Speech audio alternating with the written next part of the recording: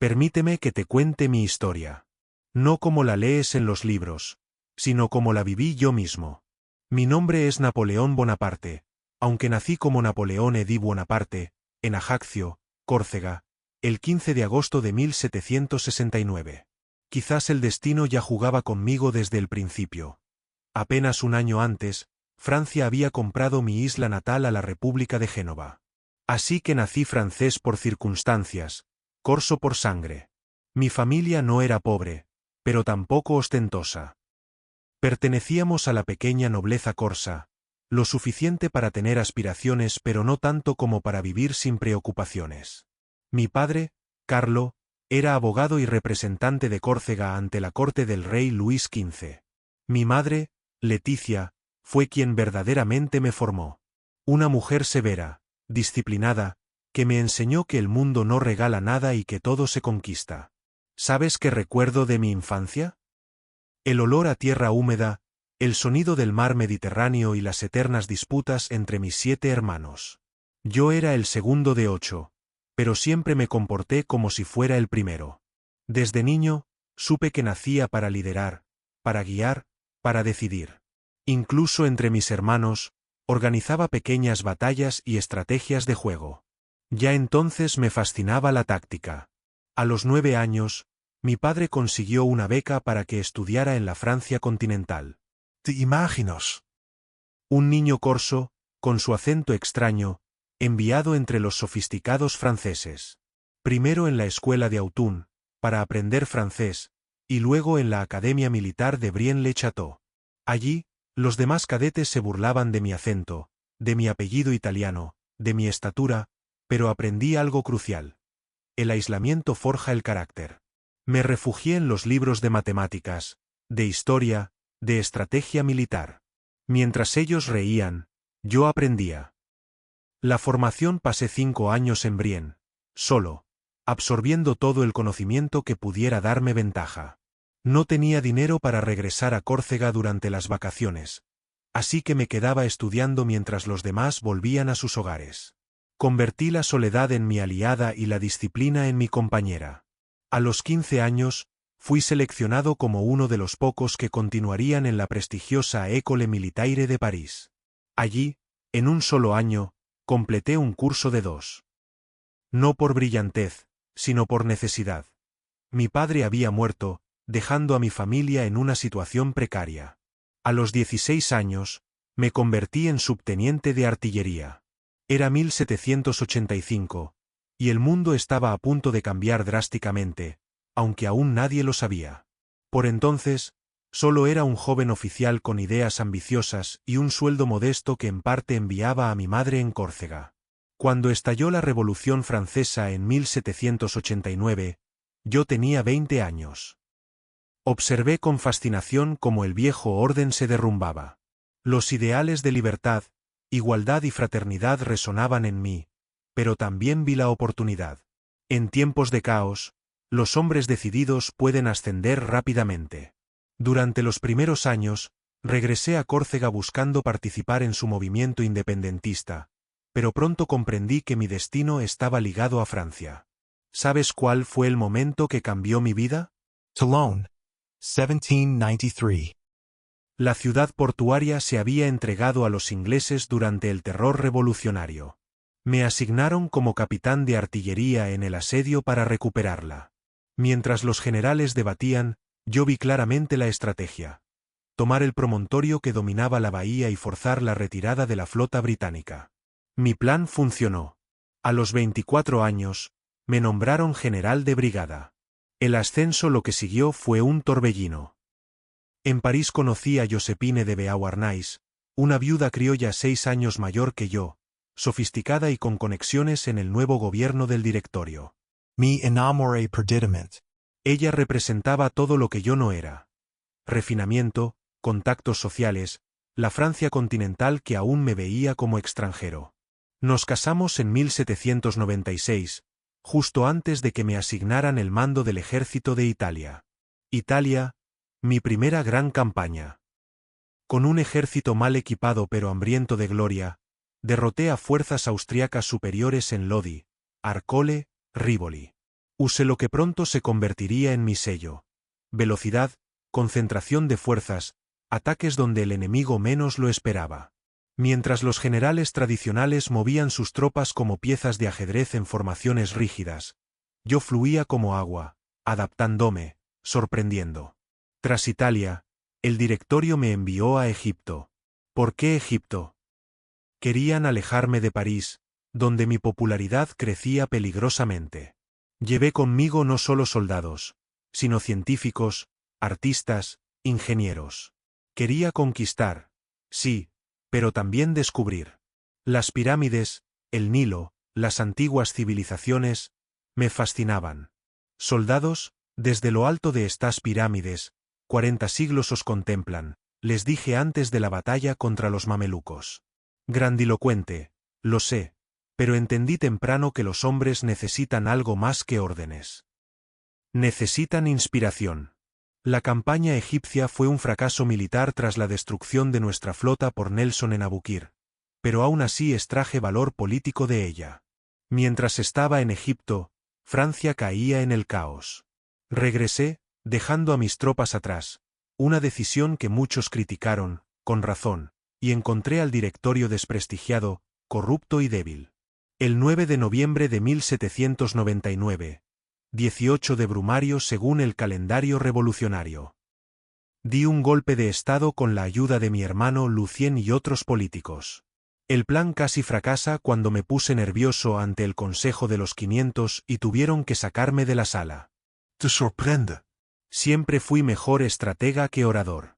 Pero Lucien, que presidía el Consejo, salvó la situación. Al final del día, el directorio había caído y me convertí en primer cónsul de Francia. Tenía 30 años y el destino de una nación en mis manos.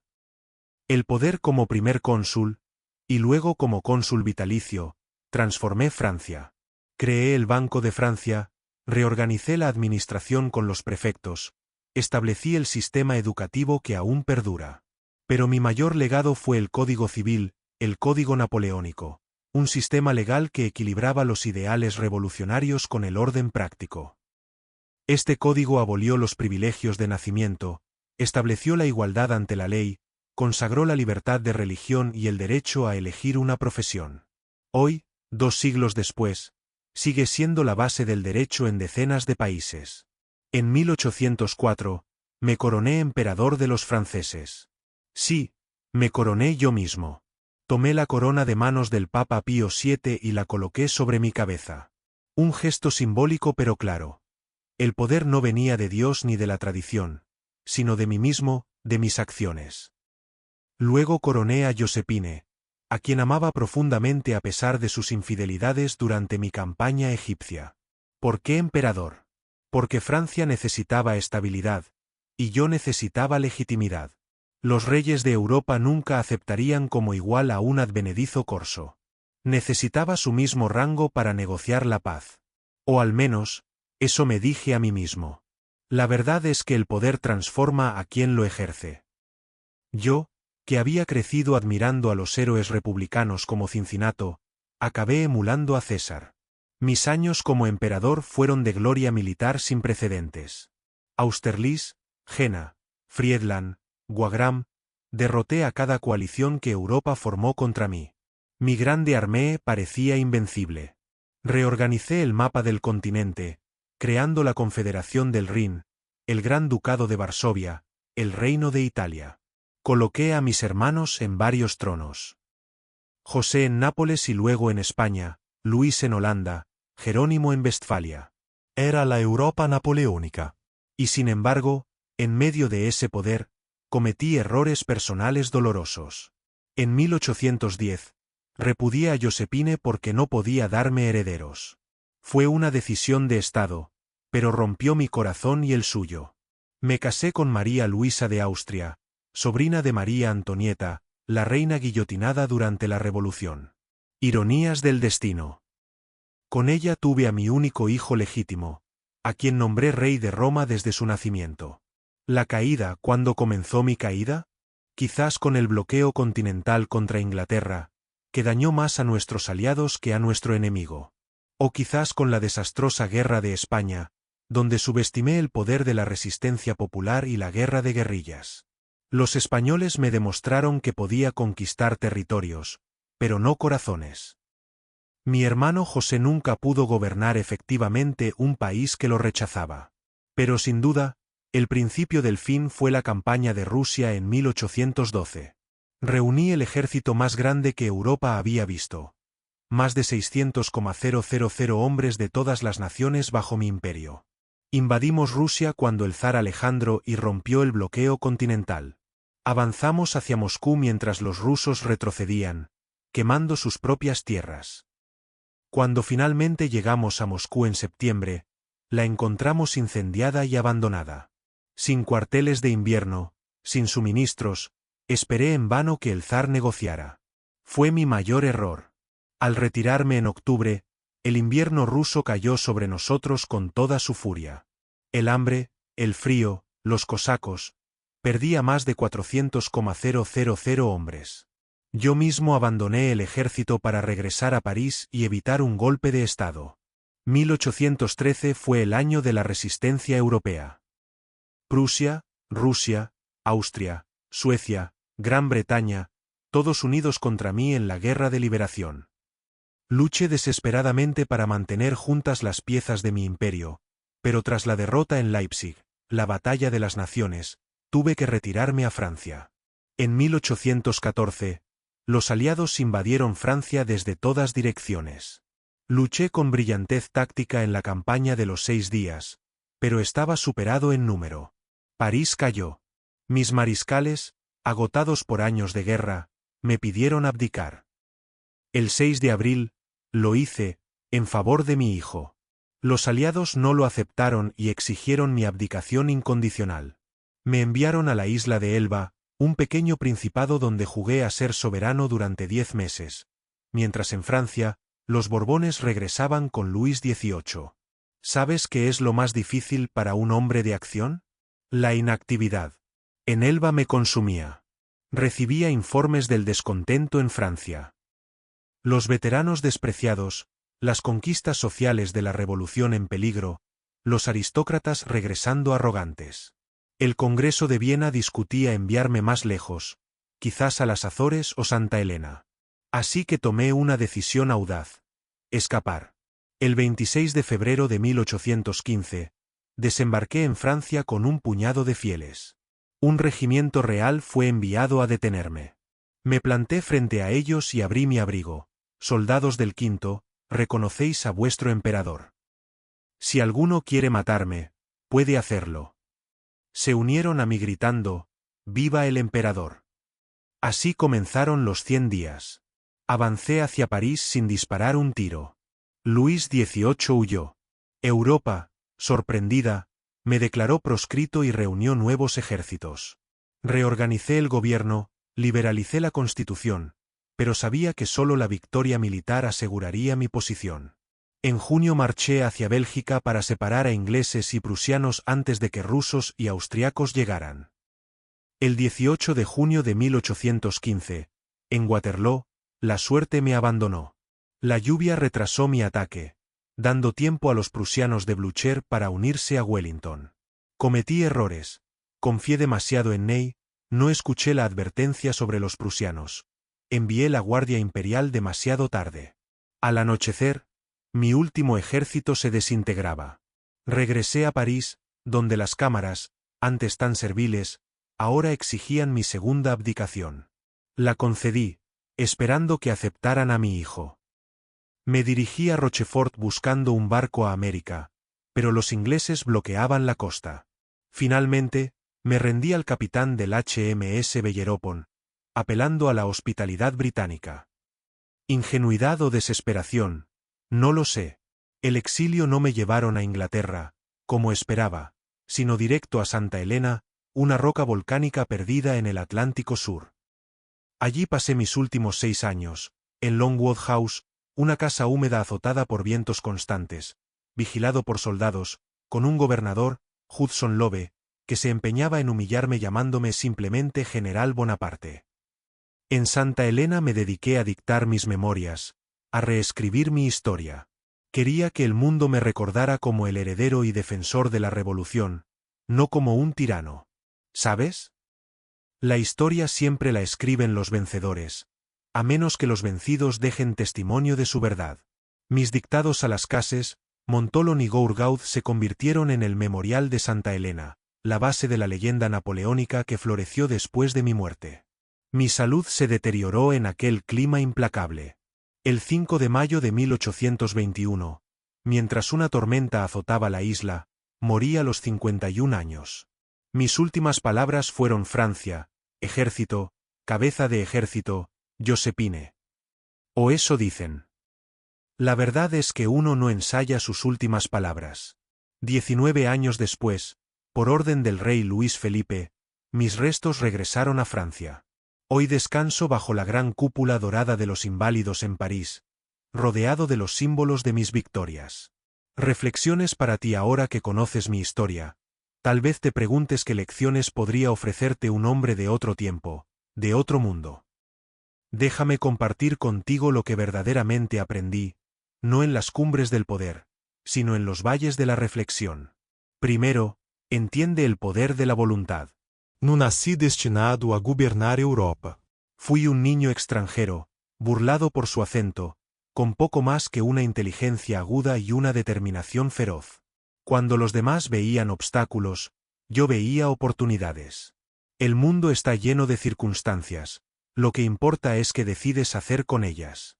No esperes a que llegue tu momento. Krilo. Segundo, la disciplina supera al talento. En la academia militar, no era el cadete más brillante, pero estudiaba mientras los demás dormían. En el campo de batalla, mis soldados no eran superiores a los austriacos o rusos, pero estaban mejor preparados, mejor organizados. La disciplina es hacer lo que hay que hacer cuando hay que hacerlo, te guste o no. Es levantarse una hora antes, trabajar una hora más, prepararse cuando nadie mira. Tercero, adáptate o perece. Mi estrategia militar se basaba en la adaptabilidad. Analizaba el terreno, la situación, el enemigo, y cambiaba el plan según las circunstancias. En tu vida, los planes rígidos te romperán. El mundo cambia constantemente. Tú debes cambiar con él. No te aferres a métodos antiguos solo porque funcionaron antes. Cuarto, la grandeza tiene precio. Perseguí la gloria y la obtuve, pero a costa de mi vida personal, de mi salud, del afecto de Josephine, de millones de vidas en toda Europa. Piensa bien que sacrificarás por tus ambiciones. La verdadera victoria no es solo llegar a la cima, sino estar en paz con el camino que tomaste para llegar allí. Quinto, conoce tus límites. Mi caída comenzó cuando olvidé los míos. Creí que podía conquistar Rusia, subyugar España, desafiar a toda Europa y al clima mismo. La arrogancia es creer que las reglas que gobiernan a los demás no se aplican a ti. No hay hombre, por grande que sea, que pueda enfrentarse solo al mundo entero. Sexto, construye sistemas, no solo conquistas. Mis victorias militares se desvanecieron, pero mi código civil permanece. Las instituciones que creé, las escuelas, la administración, el Banco de Francia, siguen en pie. Lo que construyes durará más que lo que conquistas. En tu vida, crea sistemas que funcionen sin tu constante intervención. Séptimo, la verdadera fuerza está en levantar a otros. Mi error fue concentrar todo el poder en mí mismo. Cuando caí, todo cayó conmigo. Construí un imperio que no podía sobrevivir sin su emperador. La verdadera prueba de un líder no es cuánto poder acumula, sino cuánto poder distribuye, no cuántos lo siguen, sino cuántos crecen con él. Octavo, el legado es complejo. Fui un libertador o un tirano? ¿Un visionario o un megalómano? Probablemente ambos. La vida rara vez es blanca o negra. Vivimos en tonos de gris. Accepta tu complexidad. No tienes que ser perfecto para ser valioso, ni estar siempre en lo correcto para dejar huella. Y finalmente, recuerda que todos los imperios acaban. Al final, Santa Elena me enseñó que incluso el hombre que cambió el mapa de Europa es solo un hombre.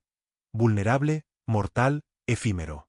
La verdadera inmortalidad no está en los monumentos que construyas, sino en las vidas que toques, en los corazones que inspires, en la diferencia que hagas. Te hablo a través de 2 siglos, no como el emperador de los franceses, sino como un hombre que soñó, luchó, logró, fracasó y reflexionó. La historia me recuerda por mis batallas, pero espero que tú me recuerdes por estas palabras. Vive con propósito. Actúa con decisión. Apprend constantment.